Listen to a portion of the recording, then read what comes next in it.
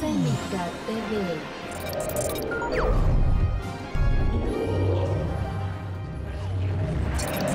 Cénica TV.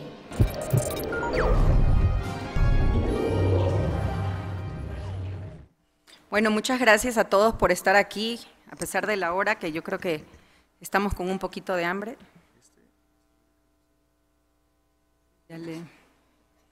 Pero bueno, va a ser un poquito largo, no tan largo, pero esperemos que lo disfruten mucho y lo puedan aprovechar en su práctica día a día. Muchas gracias a los organizadores por la invitación. La verdad es un congreso que ha estado muy bien organizado, está muy interesante, temas muy bonitos y muy prácticos. Como les comentó el doctor, nuestro tema de hoy es cómo dar un tratamiento adecuado con nebulización. ¿Sabían ustedes que realmente el manejo de las enfermedades respiratorias no es 100% dar medicamento y ya? Realmente el uso del medicamento son solamente el 10% del tratamiento y el resto realmente implica la educación de nuestros pacientes. ¿Por qué hay que dárselos? ¿Cómo dárselos? ¿Cuándo dárselos? Y hasta dónde dárselos. La terapia inhalada data desde épocas tan antiguas, antes de Cristo, en Egipto, ¿sí? Y desde los años 1500 antes de Egipto. ¿Sabían ustedes que en esas épocas ponían hojas verdes que servían para inhalar y las ponían sobre ladrillos calientes y encima les ponían unas ollas huecas con un orificio arriba donde le ponían una especie de pajilla, orificio, hueco, popote, para que el paciente lo pudiera inhalar y tuviera su efecto. Y así a lo largo del tiempo esto se fue mejorando y en el año de 1800 aparecieron los primeros nebulizadores y esto se fue incrementando y se fueron mejorando hasta llegar los nebulizadores que tenemos en la actualidad, como podemos ver, como el que tenemos hasta el final, a ver si logro con esta, que son estos, los portátiles, los nebulizadores de tipo Maya. ¿Qué nos interesa del tratamiento inhalado? No tanto nos interesa el nebulizador, los medicamentos, sino saber a dónde va a llegar el medicamento nebulizado, a dónde va a ir a parar en la vía aérea. Y para esto necesitamos saber que depende de varios factores dónde va a llegar este medicamento. Y entonces existen tres leyes del depósito pulmonar.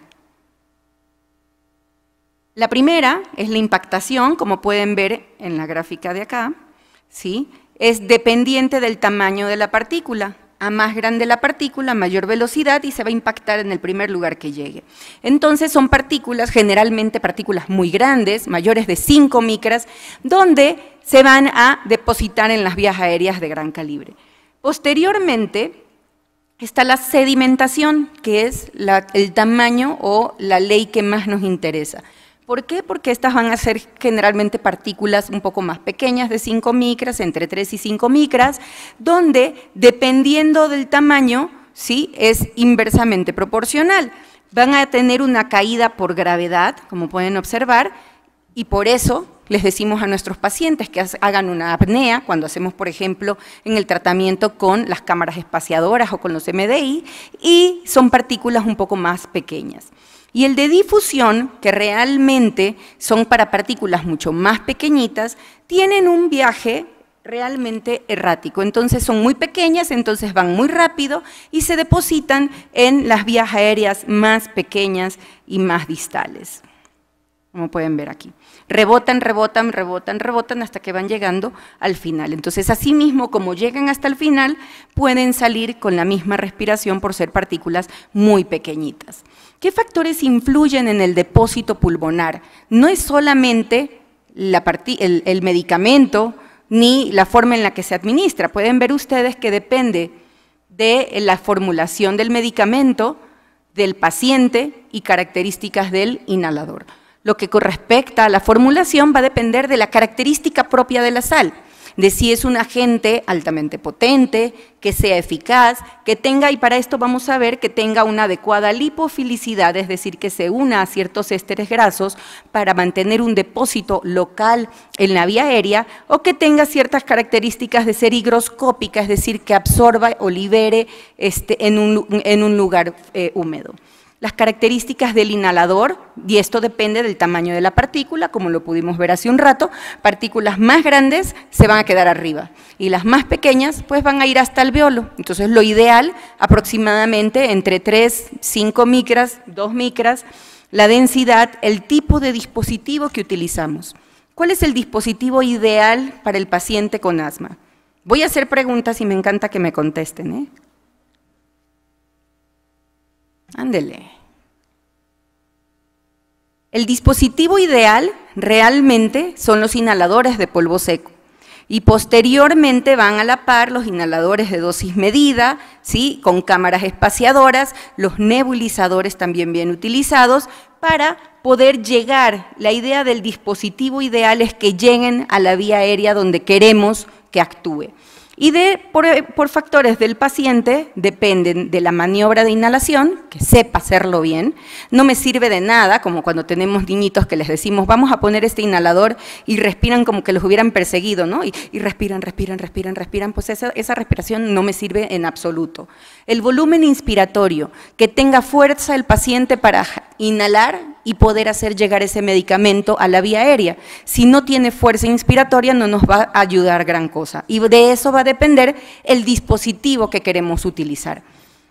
El flujo inspiratorio, ¿sí? Que es lo que les acabo de comentar, la pausa posinspiratoria, que todos nosotros como adultos las podemos hacer, pero en un pequeñín de 2 años, ¿quién le puede decir que aguante el aire adentro 6 o 10 segundos? No, pues no lo va a hacer. Primero no va a tener la fuerza para inhalar un inhalador de polvo seco, que sería el ideal. En el inhalador de dosis medida también tienen que hacer pausas inspiratorias y tampoco va a poder. Sin embargo, en el nebulizador, que no necesitamos hacer pausas inspiratorias, porque se van a dar cuenta con sus dispositivos, que lo que hace es liberar el medicamento de manera continua, independientemente de que estemos teniendo o no pausas inspiratorias. La enfermedad y la gravedad. Si tenemos un paciente con asma grave, no le podemos dar un inhalador de dosis medida, no lo va a poder inhalar, ¿no? La gravedad y la enfermedad, la adherencia y la aceptación. Hay pacientes, y como yo siempre les digo, en gusto se rompen géneros, hay pacientes que prefieren el tratamiento nebulizado desde el inicio, y hay otros que prefieren el tratamiento con inhalador de dosis medida. Sin embargo, recuerden que ustedes como médicos va a prevalecer lo que ustedes les van a indicar. Sus pacientes van a confiar en ustedes y se van a dejar en sus manos. O sea, no es broma cuando les dicen primero Dios y después usted, doctor, ¿verdad? ¿A quién no se lo han dicho? Todos. Entonces, lo más importante es que ustedes aprendan qué es lo ideal para nuestros pacientes, y dependiendo también de las características anatómicas de cada paciente. ¿Qué ventajas tiene el tratamiento nebulizado? No requiere coordinación ni pausa, por supuesto. Permite administrar diversos medicamentos y mezclarlos entre ellos. ¿Qué podemos mezclar? Por ahí hay un micrófono, el que quiera contestar, se lo pasamos. ¿Qué medicamentos nebulizados podemos mezclar?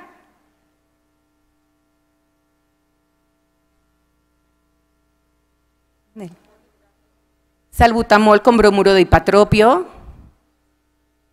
budesonida con salbutamol. Efectivamente, podemos mezclar diferentes medicamentos y vamos a tener un mejor beneficio para nuestro paciente.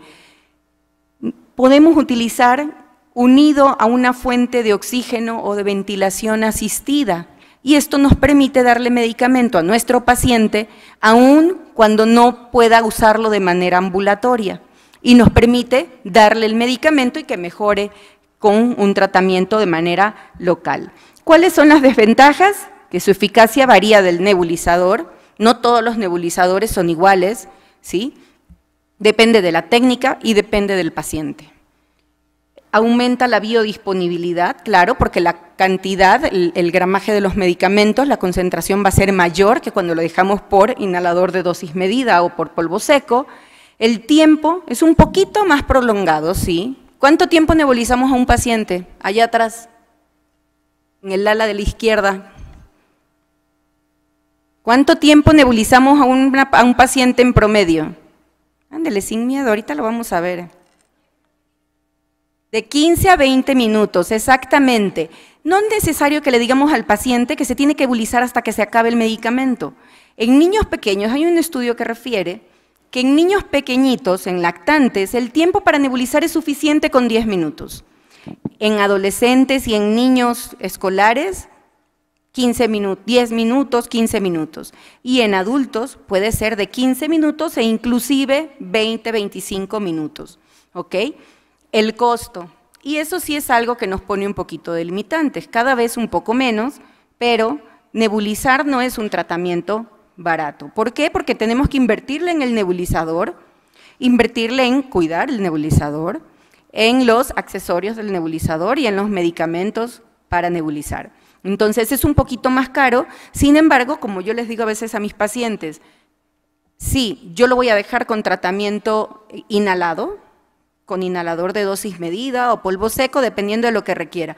Pero si es un paciente muy pequeño o es un paciente que está teniendo síntomas de manera frecuente, exacerbaciones o crisis de manera frecuente, le prefiero dejar un nebulizador porque sé que voy a garantizar que le llegue su medicamento y que el paciente se pueda mejorar.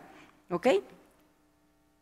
Entonces, el éxito del tratamiento, ojo, es realizarlo de la manera correcta.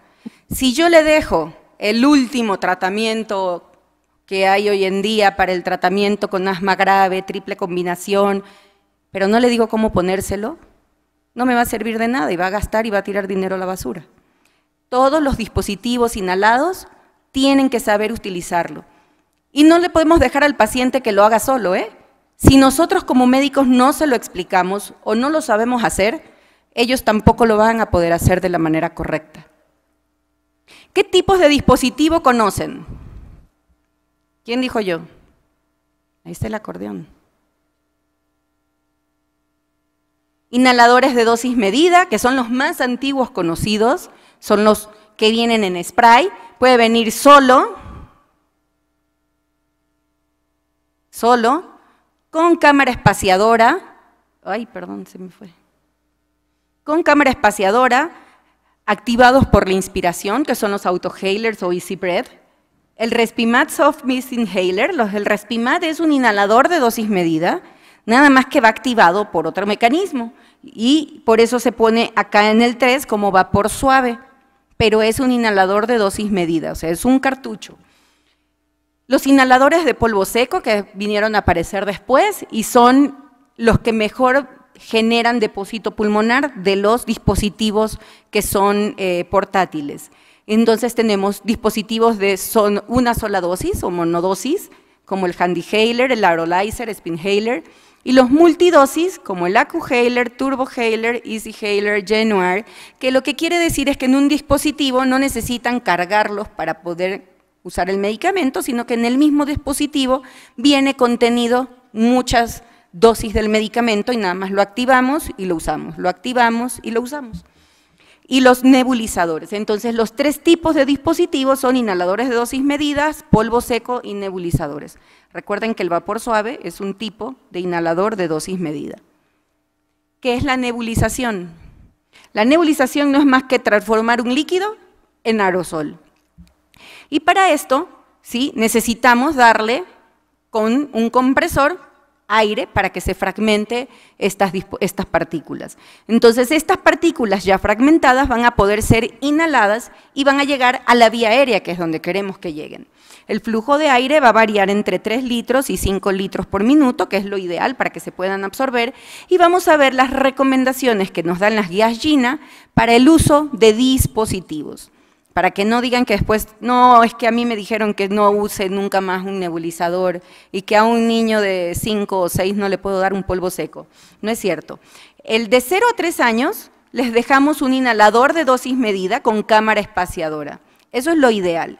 Pero tenemos como dispositivos alternativos los nebulizadores con mascarilla, ¿ok? ¿Por qué? Porque recordemos que los niños pequeñitos no saben hacer respiraciones realmente adecuadas con una boquilla. De 4 a 5 años, igual un inhalador de dosis medida con pieza bucal. Aquí ya no es necesario que utilicemos con mascarilla. Sí, por si no lo saben, existen cámaras espaciadoras con piezas bucales. Y como dispositivo alternativo tenemos el inhalador de dosis medida con cámara espaciadora con mascarilla o el nebulizador, que aquí sí le podemos decir que puede ser con mascarilla o con boquilla. Y ahorita me van a decir cuál les gusta más, si la mascarilla o la boquilla. ¿Qué pasa en los menores de 5 años? ¿Qué utilizamos? Beta-2 agonista de acción corta para el tratamiento de las crisis, 2.5 miligramos de salbutamol o de 2 a 6 inhalaciones del inhalador de dosis medida. La dosis por kilo de peso de salbutamol, ¿quién me dice? 0.15 miligramos, exactamente. Y si lo ponemos en mililitros, 0.3 mililitros. Mire si están, pero bien filosillos. Bromuro de hipatropio, 250 microgramos por nebulización o 2 puff de 80 microgramos, igual cada 20 minutos la primera hora. Recordemos que el tratamiento de la crisis, inicialmente nos llega un paciente en crisis y entonces le dejamos un beta-2 agonista de acción corta cada 20 minutos la primera hora y evaluamos la respuesta. Vieron con el doctor Carlos García, ¿verdad? El tratamiento de las crisis. Y el sulfato de magnesio, que se los reservamos ya para el especialista cuando vemos que el paciente no ha revertido con un tratamiento adecuado con medicamentos inhalados. La nebulización, sin embargo, ¿por qué es una ventaja sobre el inhalador de dosis medida? ¿No? Uno, porque es más fácil de usar, no hay que explicarle a la mamá que tiene que activarlo, inhalar, aguantar el aire, luego sacarlo, ¿no? Entonces, es muy fácil de utilizar, el paciente tiene que respirar de manera normal, ¿sí? Lo único que hay que decirle es que en ocasiones haga una respiración más lenta, ¿sí? Y una expiración lenta. Pero en general las respiraciones son normales. Necesitas muy poca cooperación del paciente, tienen menos errores para administrar el medicamento y nos permite incrementar dosis y mezclarlas si lo necesitamos. ¿Qué tipo de nebulizadores conocemos ahora en este grupo? Ahí. El aerochamber es una cámara espaciadora. Nebulizadores, hay dos, que yo siempre les decía que tenía pacientes. Dígame, doctora. Turbojet. Turbojet y ultrasónico. Exactamente. Esos son los dos ampliamente conocidos. Qué bonito es venir a un foro y que sí sepan. Son los dos ampliamente conocidos. Sin embargo, también hay un tercero que es el de tipo malla. Y lo van a ver por si alguna vez quisieron de esos nebulizadores que quieren llevarlos casi en la bolsa, porque la mamá lo primero que refiere es, ay, necesito llevar casi la pañalera para llevarme todo el nebulizador. Hoy en día existen unos nebulizadores así diminutos, que son portátiles. El de tipo jet, que es el ampliamente conocido, nos da partículas de 1 a 5 micras, que son los que tienen enfrente de ustedes, los que alcanzaron mesa con nebulizador. Un volumen que necesitamos de 4 a 6 milímetros, ¿no? Y un flujo de aire que trae entre 6 y 8 litros por minuto, que saca el compresor. ¿Okay? Es un nebulizador neumático que lo que hace es sacar gas comprimido de ese compresor que tienen ahí enfrente a través de un jet que genera que incremente la presión y fragmente estas partículas. Este es el pistón del jet que hace que se fragmente y hace que se hagan pequeñitas esas partículas. Luego tenemos el ultrasónico, que utilizan un cristal, aquí abajo lo vamos a ver, un cristal eléctrico que convierte esa energía en ondas ultrasónicas que hacen que se fragmenten ese líquido en partículas pequeñitas. Pero esto hace que se fragmenten de partículas muy pequeñitas y por eso si ustedes han utilizado un nebulizador ultrasónico, la nebulización es muy rápida, ¿sí? Dentro de los primeros minutos ya se acabó la solución, ya se nebulizó y se acabó. Pero nos dan partículas muy pequeñitas y no siempre para el paciente asmático me es útil en crisis porque yo lo que tengo no es inflamada solamente la vía aérea pequeña, sino que si yo ya lo tengo en crisis y con síntomas, tengo inflamada la vía aérea de mediano calibre. Y entonces esas partículas se me fueron de largo. Tenemos otro problema que puede incrementar la temperatura de la solución y pues me va a dar también más sintomatologías. Y los de tipo malla o mesh, que lo vieron ahí, ahora van a verlo otra. ¿Se acuerdan en la primera diapositiva ese chiquitito blanco con azul? Ese es el de tipo malla o mesh, literalmente es como el tamaño que les estoy mostrando. Como así, pero un poquito más ancho. Entonces, eso es un nebulizador portátil que también actúa de una forma vibratoria y va a nebulizar no solamente soluciones, como son las que nebulizamos para el paciente con asma, sino también puede nebulizar suspensiones y podemos utilizar para nebulizarlos algunos antibióticos. Utiliza igual una placa que está unida, es una como malla, ¿sí? Que está unida a una pieza que hace que vibre esta malla y se genere la nebulización. Estos medicamentos en el de tipo malla o mesh se nebulizan sin solución, o sea, sin solución salina, sino el puro medicamento. Los de tipo jet, entonces, el tamaño de la partícula va a depender de la solución y de la velocidad y del flujo de gas. Si yo pongo mi nebulizador de tipo jet en la fuente de oxígeno y le subo a 10, ¿sí? Voy a nebulizar demasiado rápido. Entonces hay que ponerlos de 5 aproximadamente, unos 3 a 5 litros, 6 litros por minuto, ¿de acuerdo? Porque si va mucho más grande, va a pasar como en el de tipo jet, no, como en el ultrasónico, que voy a nebulizar partículas muy pequeñitas. Entonces, lo ideal es de ponerlos de 6 a 8 litros. Y también va a depender de los diferentes tipos de nebulizadores que nos van a dar tamaños de partículas. Si ustedes ven en su caja, les va a decir el tamaño de partícula que aproximadamente va a sacar el nebulizador o el dispositivo que están utilizando. Estos no nos sirven para nebulizar suspensiones, antibióticos ni nada, solamente soluciones, ¿ok? Existe un acontecimiento con los nebulizadores de tipo jet. ¿Quién abre una cajita? No, ya la tienen ahí abierta. En los nebulizadores tienen, ¿cuál es el nebulizador? Doctora, ayúdeme, gracias. Ese es enséñeles cuál es el nebulizador. Arriba, para arriba. El nebulizador no es todo el aparato. No es todo esto el nebulizador. Esto es el compresor y lo vamos a ver más adelante. El nebulizador nada más es este fragmento. Doctora, eso es el nebulizador, exacto. ¿Ok?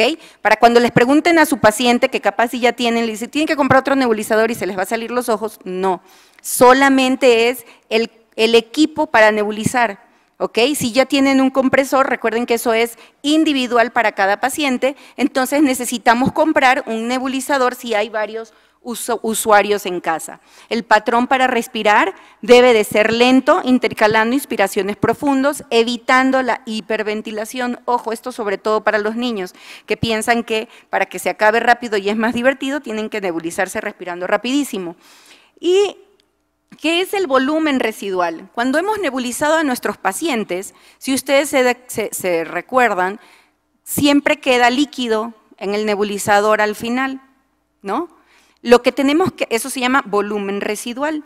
Lo ideal es tratar de que tengamos la menor cantidad de volumen residual. Y para esto lo evitamos diciéndole al paciente, enseñándolo que cada cierto tiempo le dé pequeños, lo agite sutilmente, con la finalidad de que se disminuya ese volumen residual y se aproveche al máximo el medicamento. Existen diferentes tipos de nebulizadores. Aquí ya vamos a ir a lo interesante. Todos nos recordaremos de estos que fueron los primeros que salieron, todo el nebulizador en forma en T, y estos nos daban un flujo a chorro continuo. ¿Qué quiere decir continuo? Que tenían tanto durante la inspiración como durante la expiración salida de medicamento.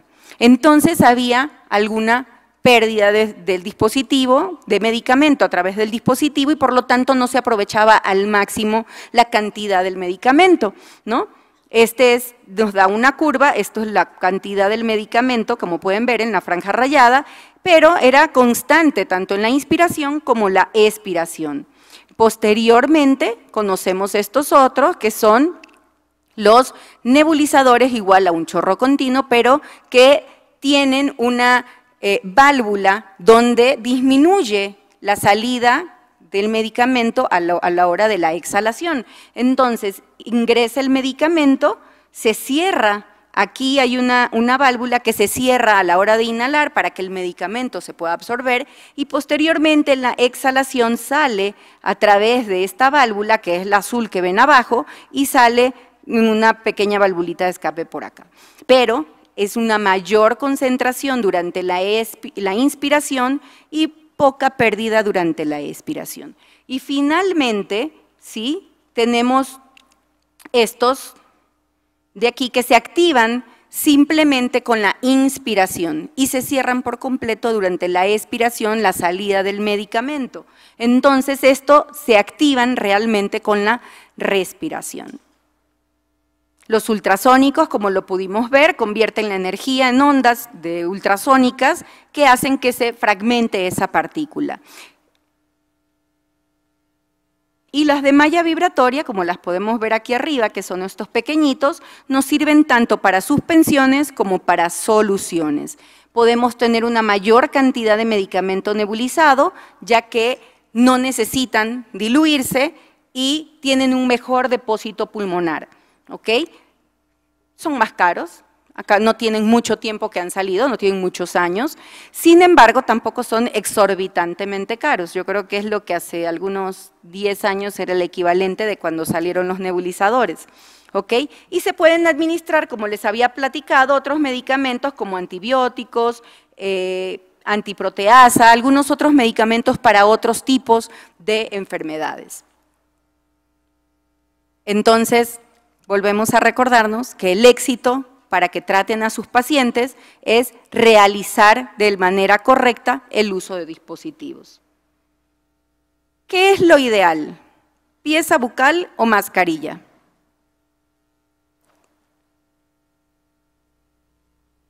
Depende de la edad, ¿quién dijo? Depende de la edad, ok. ¿Y si es un niño de 12 años?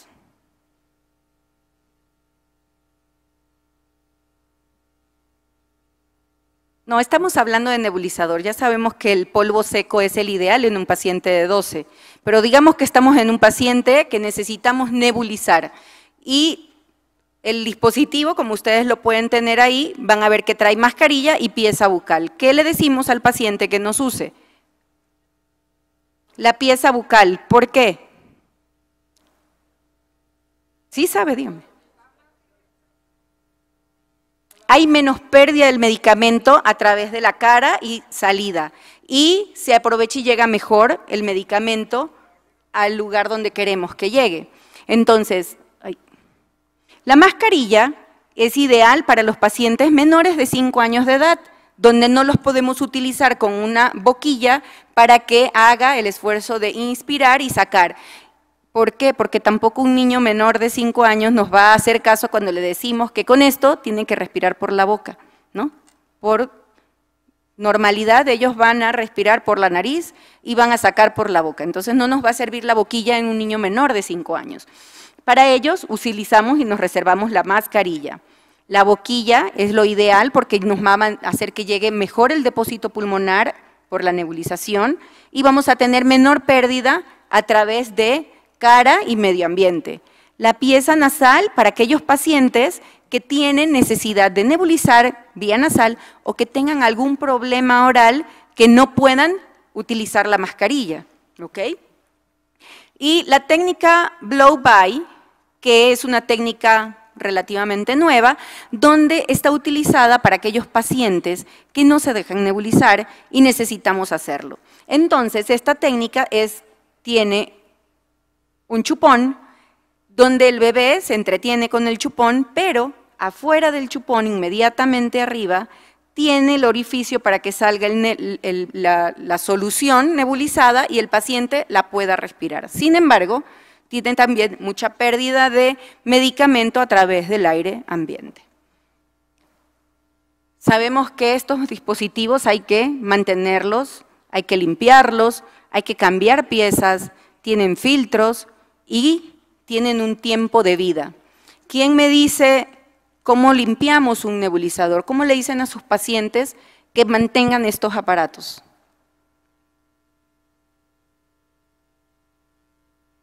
Anímese, doctora. ¿Cómo los limpiamos? Con agua, pero con vinagre también. Con agua y con vinagre.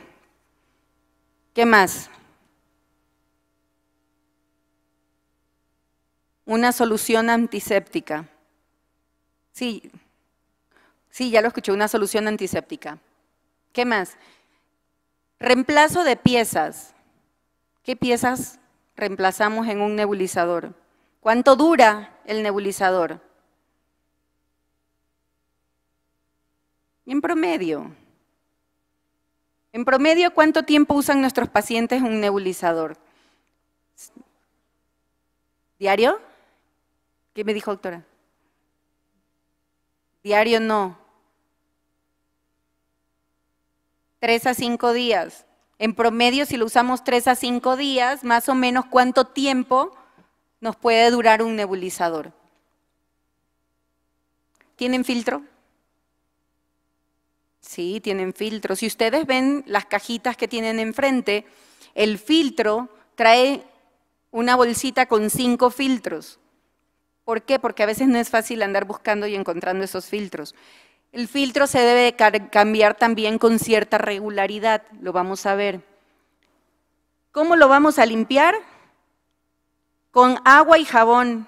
Agua jabonosa, nada, no le vamos a echar el jabón de polvo ni el jabón líquido, no. Agua jabonosa, sumergimos las piezas y una vez que ya se han enjuagado y que se han limpiado con su mano, no con fibras de metal ni nada, enjuagan con agua abundante y se deja secar al aire.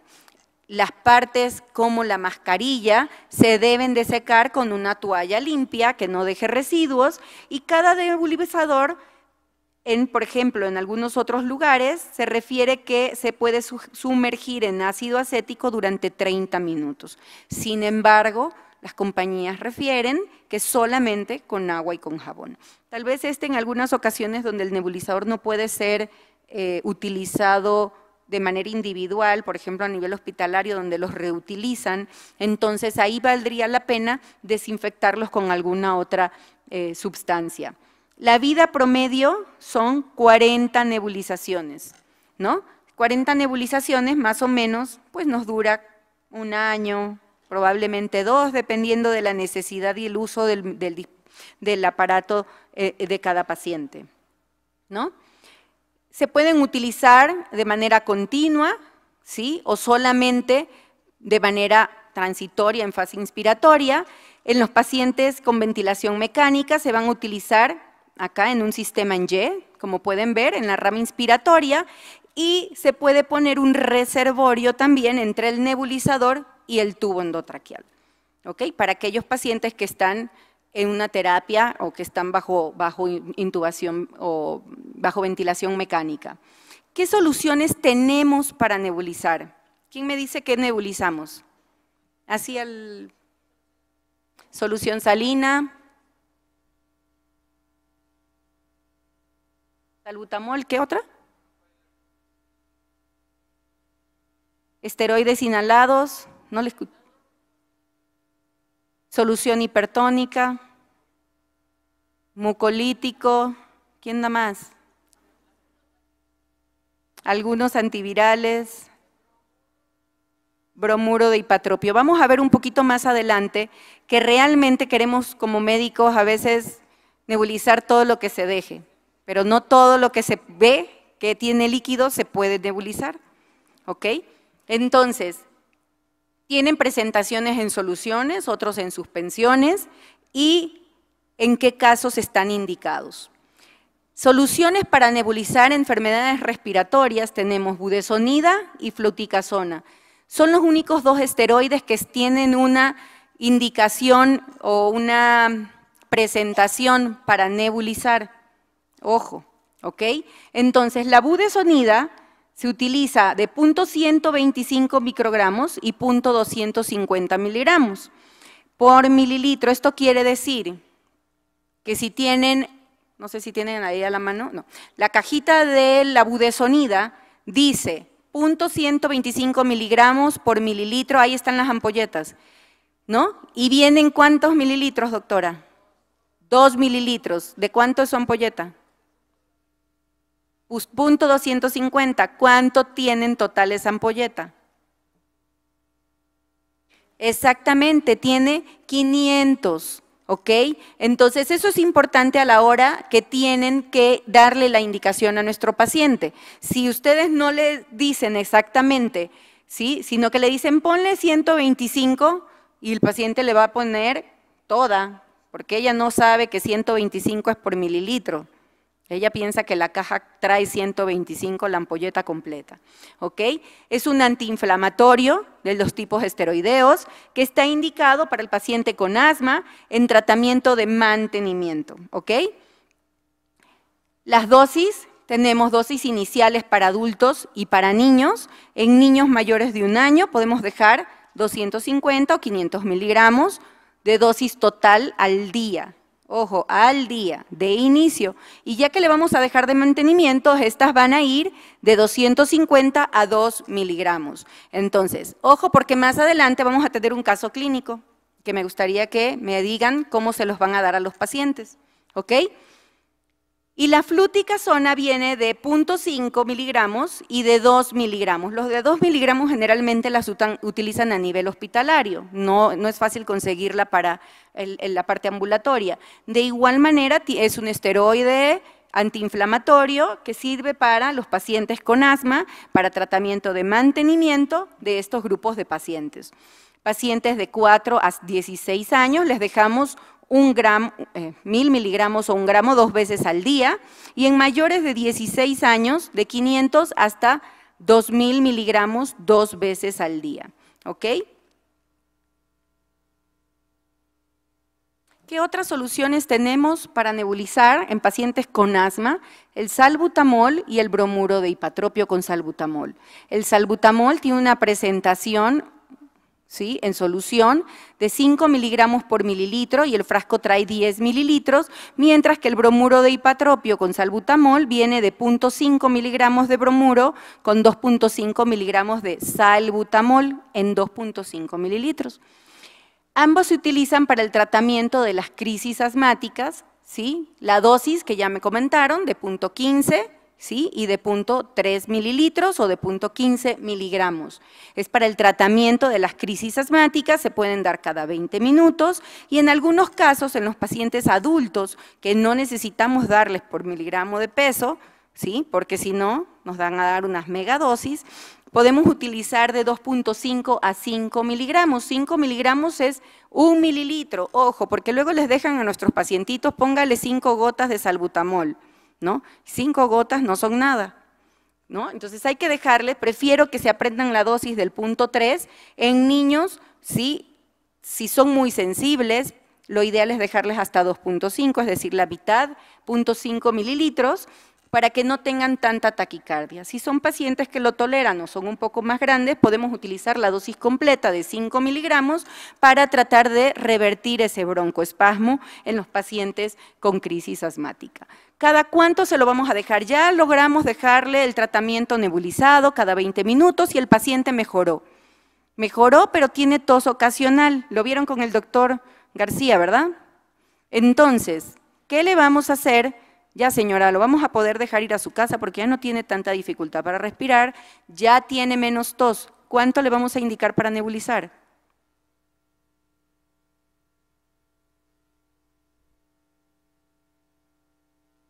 Cada 4 a 6 horas, exactamente. ¿Por cuánto tiempo, doctora?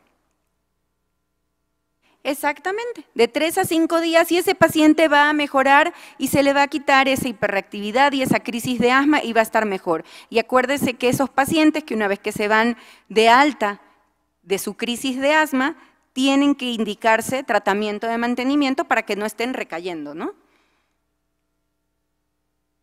Las guías GINA nos dicen y nos recuerdan que el tratamiento de las crisis realmente son con esteroides, con broncodilatadores de acción corta. Sin embargo, existen diversos estudios donde se ha visto la efectividad de los esteroides inhalados no solamente en el tratamiento de mantenimiento, sino también en el tratamiento de los pacientes con exacerbaciones. Y se ha visto, por ejemplo, que los esteroides son más efectivos en el tratamiento del asma. Eso ya lo sabemos, ¿no? Y esto es con relación entre todos los otros esteroides.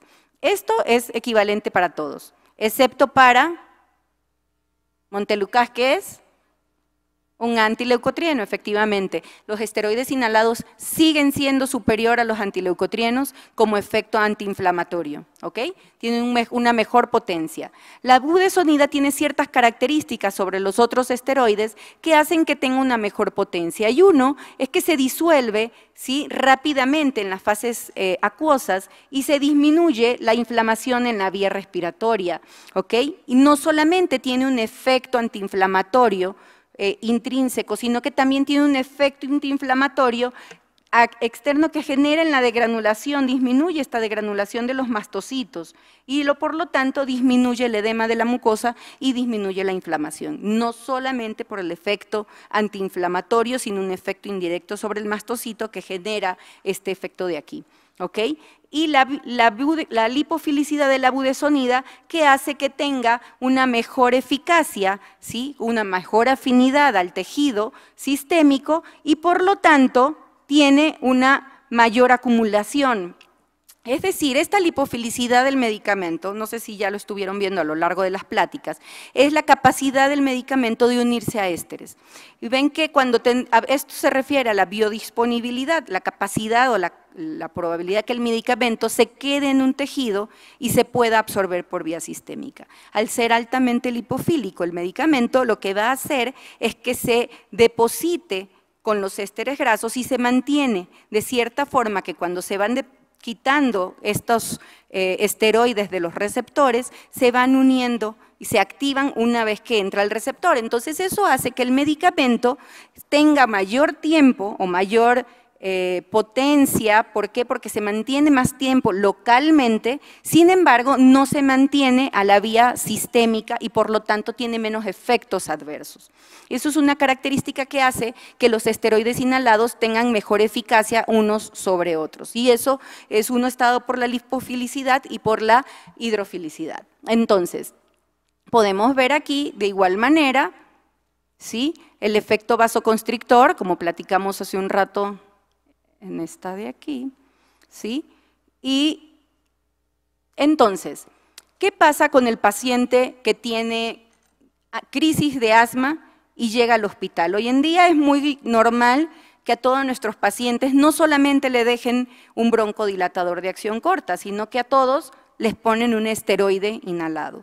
En algunas partes del mundo se ha visto, se han hecho estudios, sobre todo en el oriente, se ha visto que estos pacientes que recibieron en una primera instancia, en un servicio de urgencias, un esteroide inhalado junto con un broncodilatador de acción corta, se redujo la necesidad de hospitalización que aquellos que solamente utilizaron un broncodilatador de acción corta.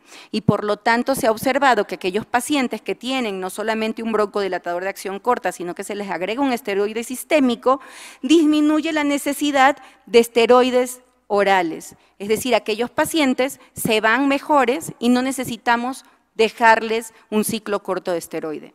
¿Ok?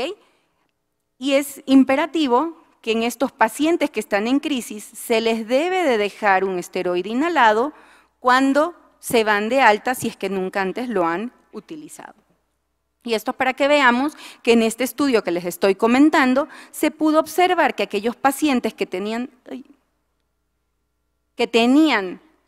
habían usado esteroides inhalados con beta-2 agonistas de acción corta, se reducía el riesgo de una exacerbación hasta en un 62% de volver a tener una hospitalización por exacerbación de asma, a diferencia de aquellos que solamente habían utilizado un beta-2 agonista de acción corta. ¿Cuáles son las dosis recomendadas para el tratamiento nebulizado? Si ustedes pueden observar y buscar en todas las guías de referencia, el único que nos refiere el tratamiento o la dosis para tratamiento nebulizado es budesonida en pacientes menores de 5 años, 500 microgramos, que son ¿cuántos mililitros? 2 del de 250, y en adultos que va de 250 a 500, de 500 a 1000 la moderada y arriba de 1000 en los pacientes con necesidad de esteroide a dosis altas. Pero ¿se acuerdan que ya vimos cuál es la dosis inicial en adultos y la dosis inicial en niños? ¿Sí se acuerdan? Hasta 1 en niños y 2 en adultos. ¿Se pueden diluir las soluciones para nebulizar? ¿O se deben diluir? ¿Sí? ¿Y se puede guardar el sobrante? ¿De cuáles de las soluciones se pueden guardar el sobrante? Esteroides 12 horas. Exacto, doctora. Palomita. ¿Quién más? El Convivent, perdón, el bromuro de ipatropio con salbutamol, ¿se puede guardar?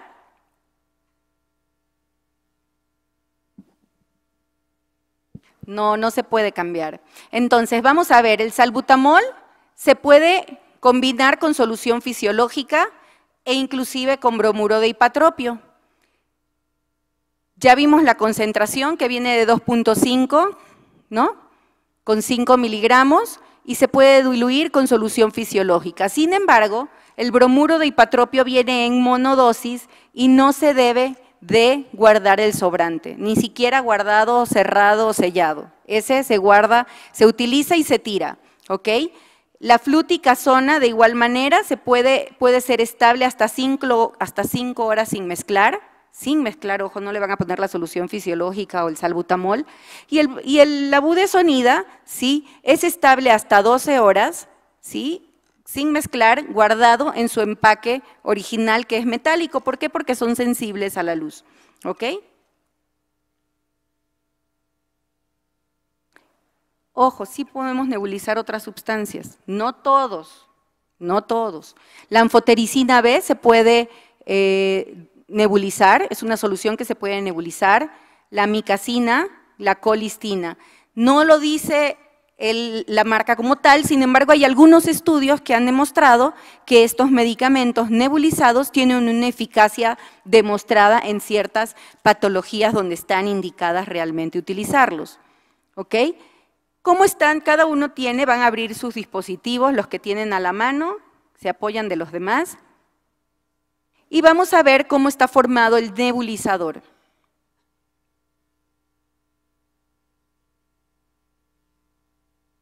Pues ahí un chinchampú. Abran el nebulizador y van a encontrar un compresor. Ahí está la caja. Ya están afuera, pero no están armados, ustedes lo van a armar. Viene un compresor, luego viene un tubo de aire que se conecta, un extremo al nebulizador, al conector del tubo, y el otro al tubo del nebulizador. El uno va al compresor y al nebulizador. Tienen que ver siempre que esté bien sellado, ¿sí? El nebulizador, ¿ok?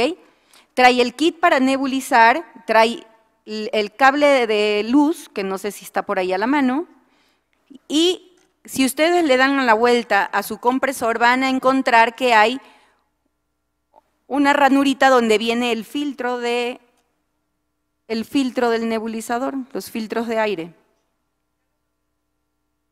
El filtro se debe cambiar por lo menos cada 6 meses. Lo van a abrir, ábralo, para que vean el filtro. Sáquelo, saque el filtro. ¿Ya le sacó? Bueno, y lo va a ver, cuando lo saque y lo van a ver si está blanco, porque si usted lo usó en 2 ocasiones en 6 meses, lo más probable es que ese filtro todavía funcione. Pero por lo menos se debe de cambiar, por eso veíamos cada 40 nebulizaciones se debe de cambiar. Si no se han utilizado 40 nebulizaciones en este largo del tiempo, por lo menos cada 6 meses, ¿ok? Ustedes van a abrir el nebulizador y van a encontrar que está, ¿sí?, el recipiente donde se va a poner el medicamento, el deflector que ustedes tienen que ver que vaya bien embonado en esta parte superior del recipiente, la tapa del nebulizador y vamos a tener la entrada de aire, que esta tapita siempre tiene que venir sellada, ¿ok? Luego van a encontrar la boquilla y la mascarilla. ¿Ya lo armaron? ¿Ya? Porque vamos a ver, creo que aquí viene el video, de cómo se utiliza el nebulizador. No, de cómo se utiliza el nebulizador. No salió el video, ¿verdad?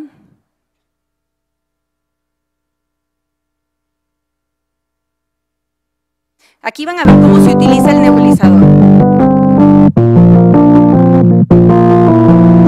Para comenzar, conecta el adaptador a un enchufe. Gira la tapa del recipiente del medicamento y levanta para retirar. Agita suavemente la ampolleta. Abre girando el ala superior. Vierte el contenido de la ampolleta diluido con solución salina al 0.9%.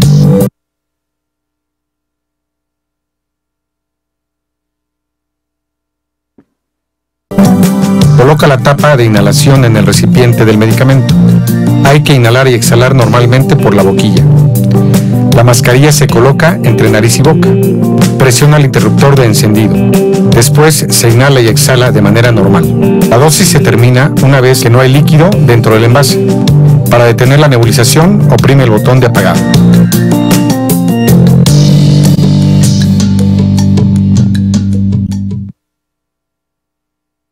Entonces, lo utilizamos de esa forma, vamos a ver rápidamente. Recordemos que como todo procedimiento, siempre hay que lavarnos nuestras manos antes de utilizarlo.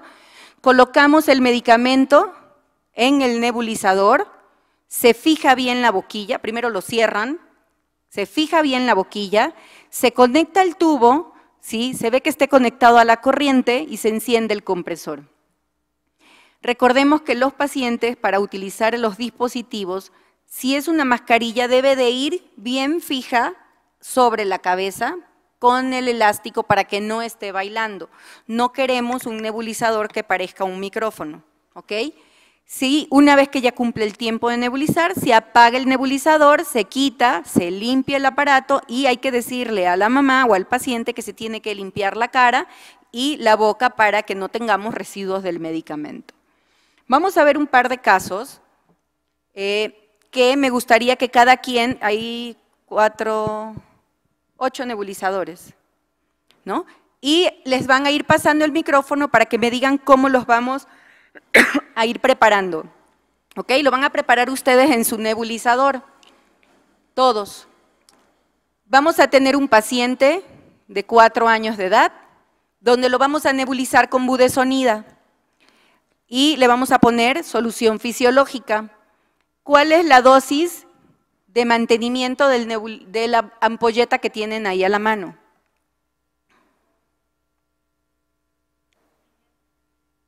Ahí la tienen 500. La dosis de mantenimiento de este paciente, ¿cuánto le va a dejar, doctora?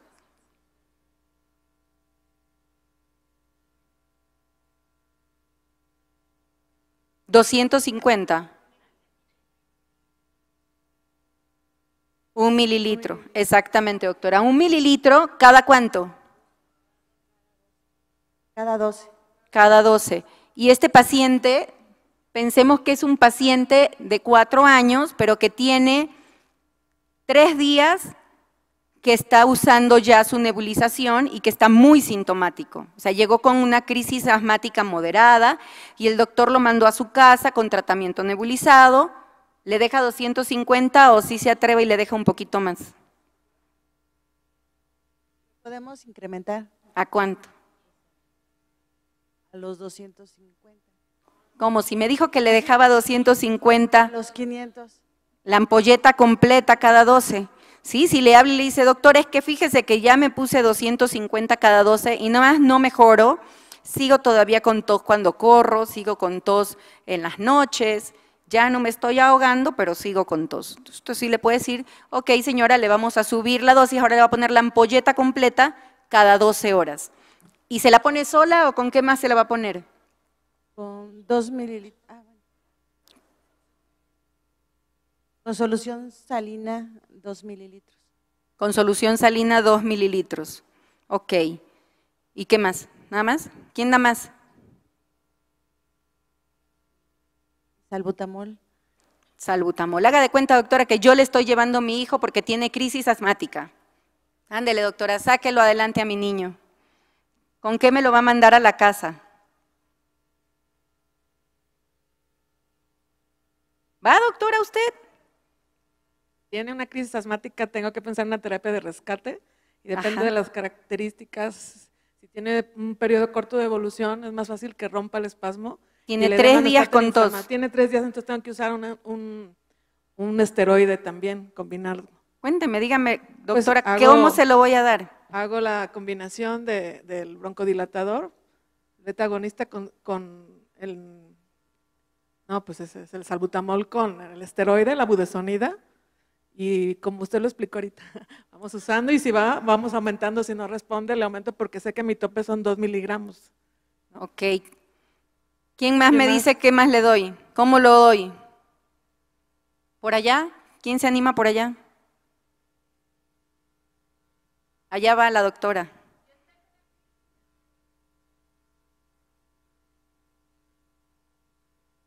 Exactamente. Si está en crisis mi niño, lleva 3 días, pero no me han dejado nada, lo primero que voy a hacer es dejarle salbutamol inhalado y le puedo dejar esteroide inhalado, ¿sí? Y le voy a dejar las dosis de inicio.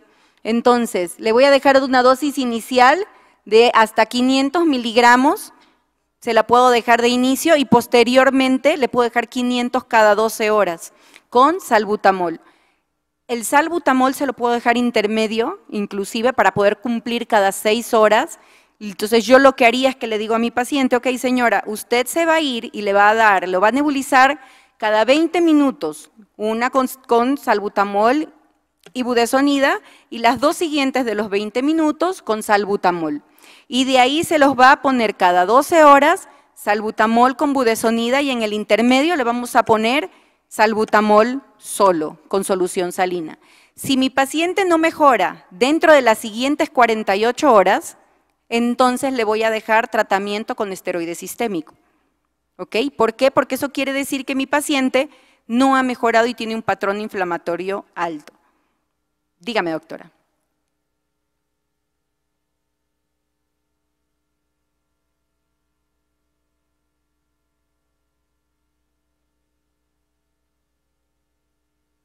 Por eso.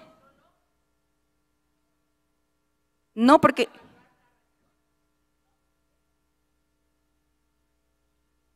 Ajá. Por eso, cada 20 minutos. Cada 20 minutos y nebulizado porque no va a salir, si tiene ya 3 días en crisis, no va a salir con un inhalador de dosis medida. Pero sin embargo, cuando nuestros pacientes asmáticos, que ya son conocidos asmáticos, tienen que llevar un plan de crisis, todos los pacientes. Y entonces como papás ellos deben de saber cómo manejarlo antes de ir a dar al hospital. O sea, ellos tienen que saber que si su paciente empieza con síntomas de un incremento o de una exacerbación de asma, tienen que empezar a dar un tratamiento de rescate para lograr controlar los síntomas. Dígame, doctora.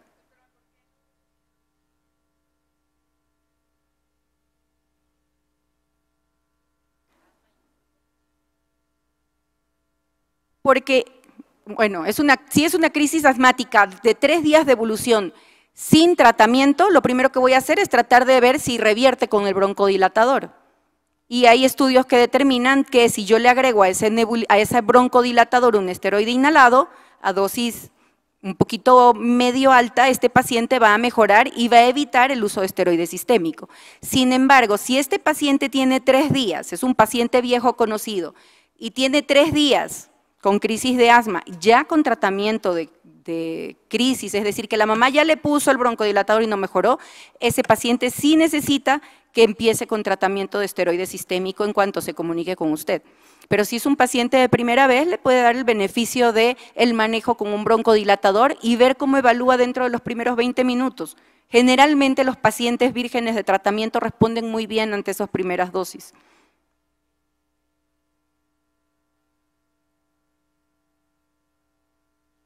Igual dentro de los primeros minutos.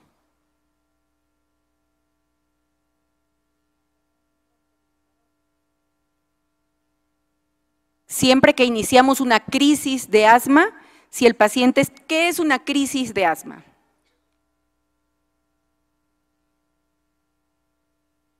Es una exacerbación, un incremento de los síntomas del paciente que pueden poner en riesgo la vida del paciente. Es decir, que ya nos va a dar una dificultad para respirar, que ya lo vamos a ver diferente. Hay tipos de exacerbaciones.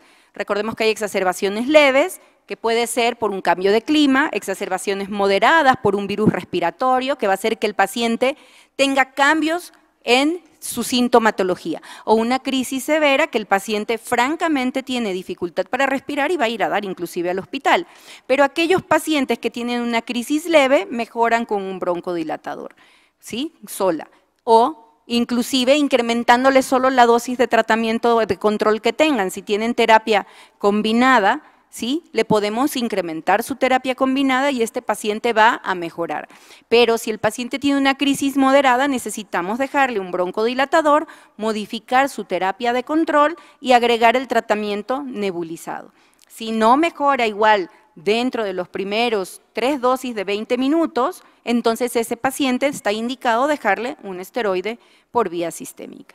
Que la gran mayoría mejoran. El gran problema que tenemos con los pacientes es que no saben evaluar su sintomatología, no saben todavía diferenciar cuándo tiene una exacerbación y cuándo necesitan incrementar su dosis o empezar con un broncodilatador. Entonces llegan al hospital cuando ya están en franca crisis. ¿Por qué? Porque ellos siempre dicen, es que nomás me subió un poquito esa tos normal que me da, ¿no? Y empezando porque no deberían de tener tos, ¿no? Entonces, si tienen tos con tratamiento, necesitamos ajustar el tratamiento. ¿Quedamos hasta ahí? ¿Sí? Ahora vamos a ver un adulto que lo queremos nebulizar con bromuro de hipatropio y fluticasona. Este es un paciente que no está en crisis, pero es un paciente que tiene síntomas de una manera moderada. ¿Cómo le vamos a indicar a este paciente el tratamiento nebulizado?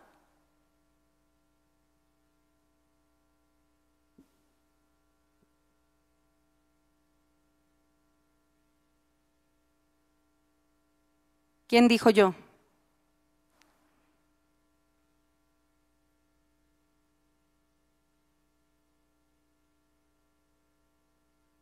¿Nada? ¿No se animan? Bueno, esto es un paciente adulto donde lo que estamos dando es dejando tratamiento de mantenimiento. Se lo vamos a dejar con fluticasona. Recordemos que la fluticasona, ¿de cuánto venía? De 0.5. No, esa es la budesonida, la fluticasona. De 0.5 y de 2 gramos. Entonces, le podemos dejar, dependiendo de la sintomatología que tenga, 0.5 o 2 gramos 2 veces al día. Yo siempre soy de la idea de que si es un paciente que no está grave ni está en crisis y no solamente es para mantenimiento, le vamos a dejar una dosis media, no una dosis alta que nos pueda dar otros tipos de efectos. Entonces, las dosis medias pueden ser de 500 microgramos 2 veces al día por tratamiento nebulizado y en caso de una exacerbación le podríamos dejar salbutamol con bromuro de hipatropio, ¿sí? En caso de exacerbaciones. ¿Cuánto le dejamos de salbutamol con bromuro de hipatropio? ¿Cuánto dice que es la dosis que se debe de administrar en un paciente?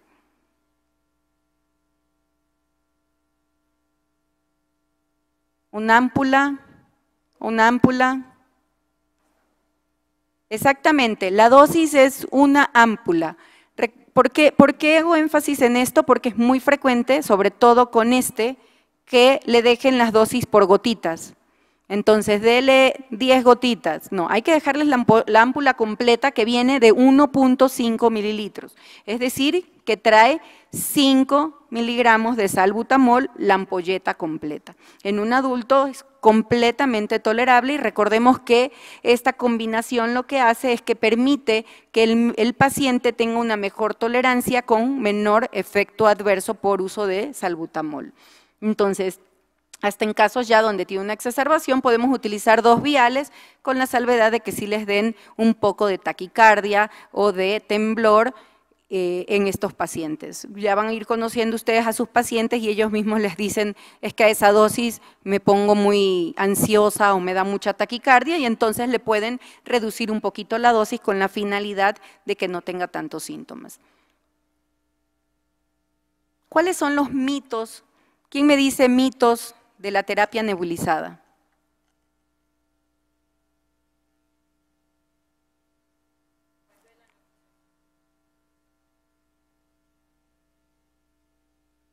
Que se ponen con más problemas posterior al uso de la nebulización. Exacto.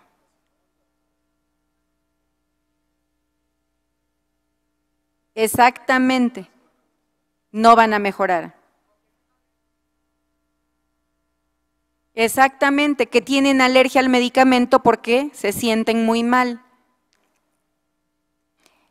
1, que se nebulicen con vodka. ¿No les han llegado? Por favor, yo siempre les digo que mejor nos tomemos el vodka y nos nebulizamos con medicamento, ¿no? El vodka no se debe de nebulizar, ojo, jamás, ningún alcohol se debe de nebulizar. Nebulizar con ambroxol o con bromexina, ¿quién lo ha usado? Con la mano en el corazón. Pero no en el asma. Recuerden que en asma jamás vamos a usar mucolíticos. ¿Por qué? Se tapa más nuestro paciente, tiene un bronquio inflamado que además, por fisiopatología, hay hipersecreción de moco. Entonces, lo voy a tapar más y en serio se va a poner, pero malísimo. Entonces, jamás en un paciente con asma le van a poner ningún mucolítico. Los nebulizadores son complicados. Son de lo más sencillo, si se los explicamos, es de lo más sencillo poderlos utilizar. Es como un tanque de oxígeno, solamente es para pacientes graves, ¿verdad? No, no es para pacientes graves. Pueden utilizarlo todo tipo de pacientes y va a depender del tipo de paciente. Si es un paciente pequeñito, yo prefiero utilizar un nebulizador que me va a garantizar que se lo ponga, que un inhalador de dosis medida donde la mamá no va a querérselo poner porque el niño no se deja. ¿Es lo mismo un nebulizador que un humidificador?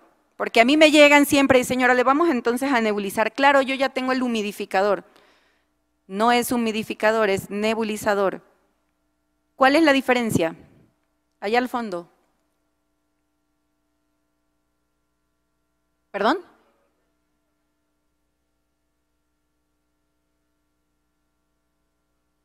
Exactamente. El humidificador lo único que hace es que humedece un ambiente, un aire ambiente. No sirve para aplicar medicamento y luego ponérnoslo. Eso solamente es para el medio ambiente, mientras que el nebulizador disminuye el tamaño de la partícula para obtener un tamaño que sea respirable. Dígame, doctora. También lo que acaba de decir, las partículas son de diferente tamaño, entonces no necesitamos partículas grandes, le va a atacar la garganta, la faringe, etcétera, lo va ahí a atascar. Exacto. Y necesitamos partículas pequeñas que vayan a romper el broncoespasmo. La otra cosa que es aire caliente y lo que necesitamos es un aire a temperatura, entonces el nebulizador va entrando la partícula y se va calentando conforme va descendiendo. De la otra manera es aire caliente. Exactamente, doctora. ¿Qué partes del nebulizador se deben de limpiar y cada cuánto?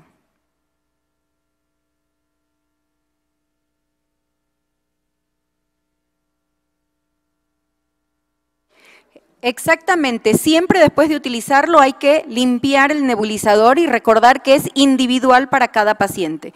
Ojo, hoy en día sí les voy a pedir que le digan a sus pacientes que el compresor no se debe de mojar y de lavar. Yo antes también, doctor, pensaba que era algo que no teníamos que decirlo porque como que estaba entredicho hasta que alguien un día me dijo que se dañó porque como se ensució, lo lavó en la llave del agua. Entonces, yo creo que hoy en día también es algo que tenemos que decirles a nuestros pacientes, que solamente se lavan las partes del nebulizador, no el compresor. Y bueno, ¿cada cuánto se reemplazan las partes del nebulizador?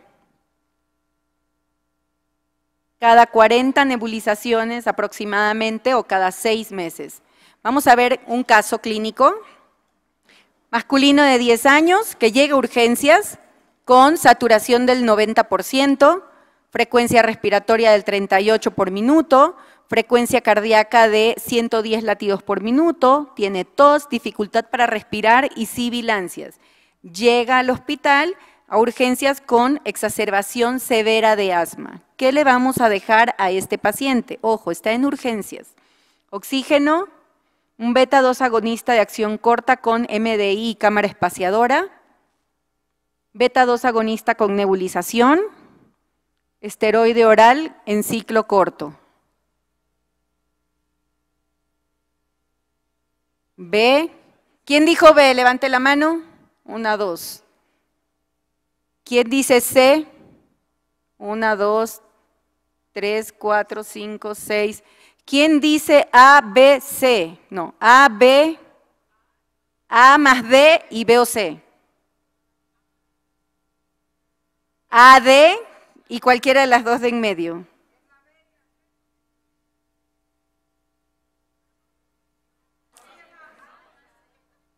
Esteroide nebulizado. Combinación de esteroide inhalado con LABA. Ok, realmente en lo que nos dicen las guías GINA, vamos a analizar, es un paciente de 10 años que primero tiene 90% de saturación. ¿Cuánto normalmente saturamos? No, lo ideal es arriba del 95, en Ciudad de México es permitido arriba del 92. Este paciente está desaturado. Si vemos las guías GINA, tenemos una crisis asmática moderada, de acuerdo a las guías. Entonces, se ve beneficiado si le dejamos oxígeno. De entrada, este paciente tiene que llevar oxígeno y eso le va a ayudar a broncodilatar también. 2. Beta-2 agonista de acción corta con un MDI y espaciador o nebulización. ¿Por qué? Porque necesitamos garantizar que abra ese bronquio, entonces necesitamos dar un broncodilatador. Si tenemos cómo nebulizar, lo nebulizamos porque lo podemos nebulizar con oxígeno y eso es un beneficio para nuestro paciente. Si no tenemos para nebulizar, entonces lo que hacemos es ponerle un inhalador de dosis medida, aunque estando en urgencias, lo más factible es que haya un nebulizador y no un inhalador de dosis medida. 3. Se ha visto, le podríamos dejar un esteroide nebulizado o un ciclo corto de esteroide oral. Sí, si este paciente lo nebulizamos y no mejora, podríamos entonces dejar un esteroide un ciclo corto oral o nebulizarlo y ver si este paciente mejora tanto su saturación como su sintomatología. Si mejora, lo tratamos los siguientes 20 minutos, los siguientes minutos y evaluamos que se ha visto que al dejar este tratamiento disminuyen los riesgos de exacerbaciones y de hospitalizaciones por asma. Este es un estudio donde se puede observar que aquellos pacientes que habían tenido beta-2 agonistas con esteroides inhalados, se había visto que mejoraban y disminuían el riesgo de hospitalización, inclusive que aquellos que se utilizaban otras terapias agregadas como antileucotrienos o inclusive esteroides orales.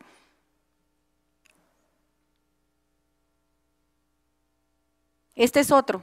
Este es un niño de 5 años, perdón, una niña de 5 años, que llega al consultorio, que llega por asma leve, intermitente, y llega a seguimiento, a valoración de cómo va. Tiene una saturación del 98%, frecuencia respiratoria de 20, frecuencia cardíaca de 90, y la madre refiere que la niña está asintomática, aunque en el día tiene ocasionalmente tos. En la noche, en el día está bien y en la noche tiene tos. No la deja dormir y actualmente solamente tiene beta-2 agonista por razones necesarias. ¿Qué está pasando con esta paciente?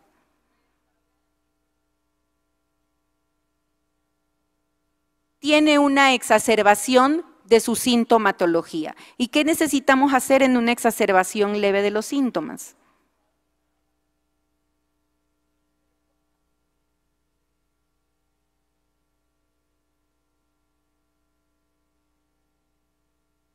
Ajá.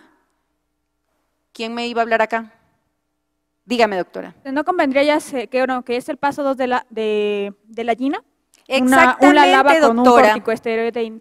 Exactamente. Este paciente que está yendo al consultorio ya para que la evaluemos, tiene la tos normal, pero no es una tos normal. Esto es que está teniendo un descontrol de su enfermedad y necesita subirse al paso 2 de las guías GINA.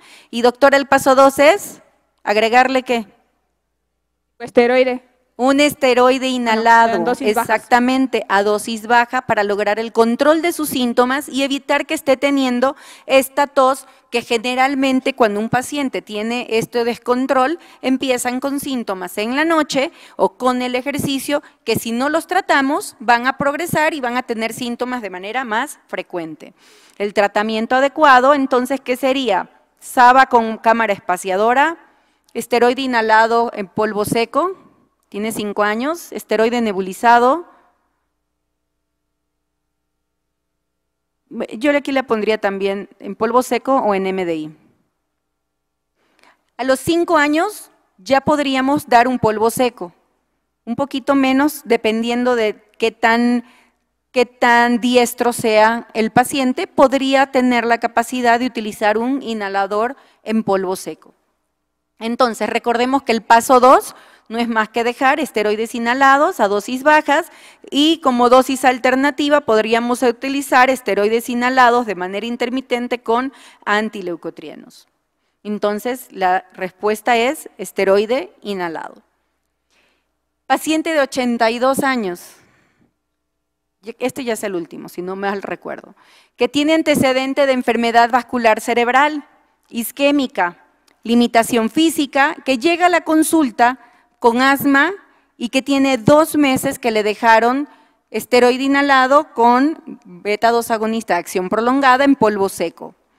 Sin embargo, por incremento de la sintomatología, se ha exacerbado por cambios de temperatura y antes había sido manejado solo con un beta-2 agonista de acción corta.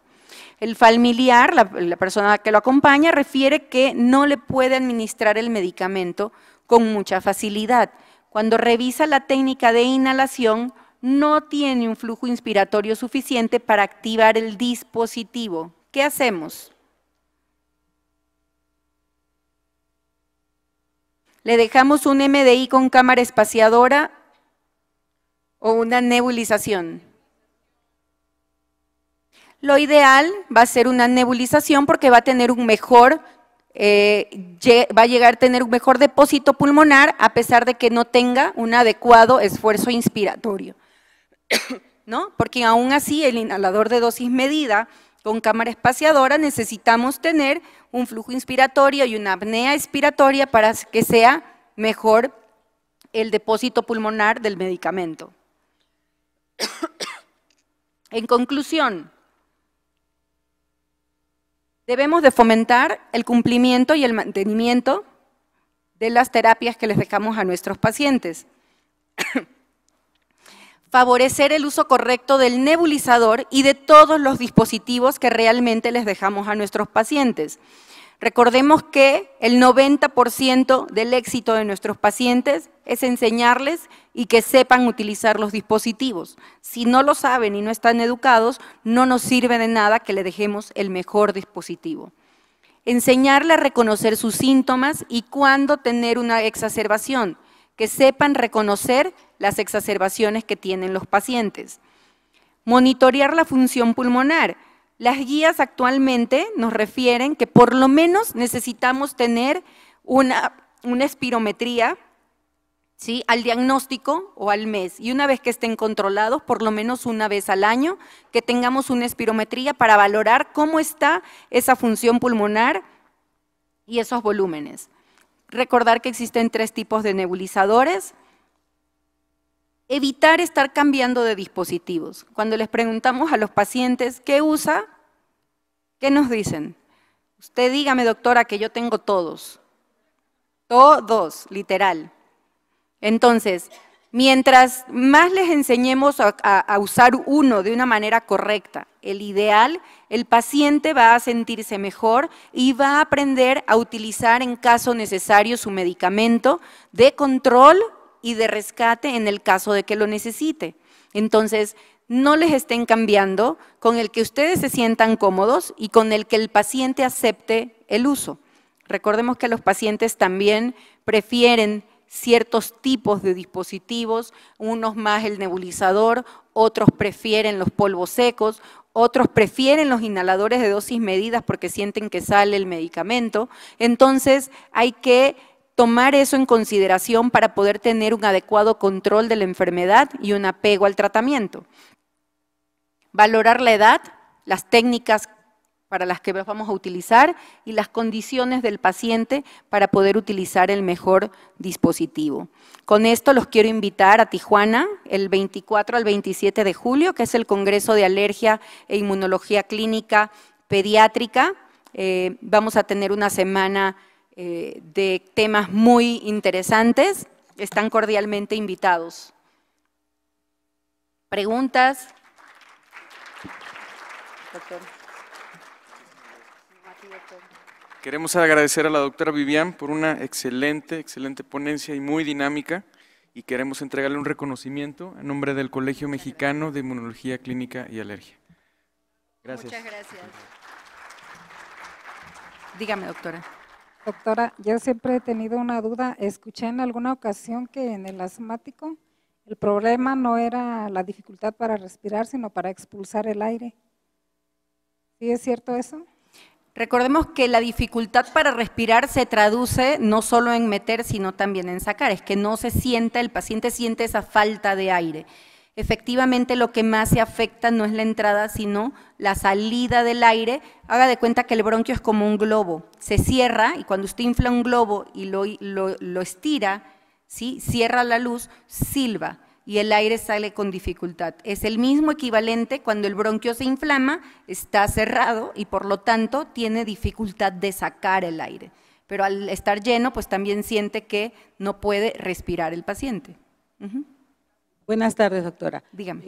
¿Qué complicaciones hay cuando nebulizan a los niños con Viven de entrada y en todo el curso de la hospitalización? Depende de la cantidad que estén utilizando de bromuro, hipatropio y salbutamol y la frecuencia.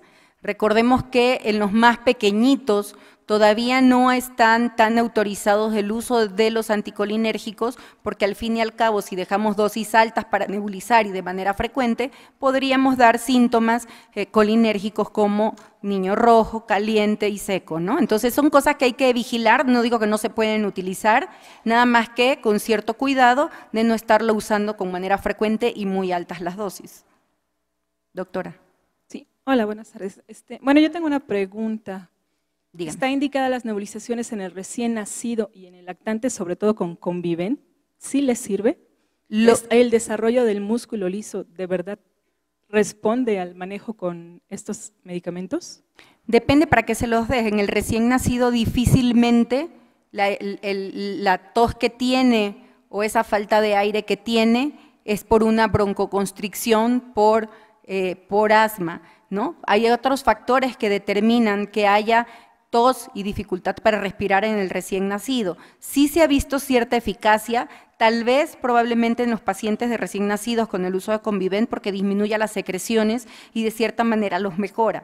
No tanto por acción sobre el músculo liso, tal vez nos beneficie un poco más el uso de antiinflamatorios para mejorar la sintomatología, ¿no? Pero no necesariamente con la finalidad de broncodilatar y disminuir los síntomas. Y otra pregunta. Ya sé que existen los dispositivos adecuados para cada persona, pero no todos tienen el nivel para comprarlo. Todos hemos escuchado lo del dichoso vasito con el inhalador de dosis medida. ¿Funciona? No, no funciona porque los vasos de Unicel lo que van a hacer es que van a atrapar mucho medicamento por la carga estática que tiene el Unicel.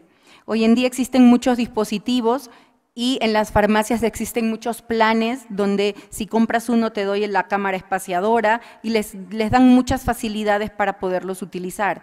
Entonces, yo creo que cada vez es menos difícil conseguir una cámara espaciadora para el uso de dispositivos y utilizarlo de manera adecuada. Le sale más caro comprar el dispositivo y ponerlo en un unicel y que no se esté poniendo casi nada que a invertirle un poquito en una cámara espaciadora.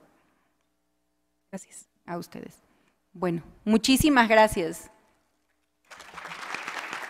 Cénica TV.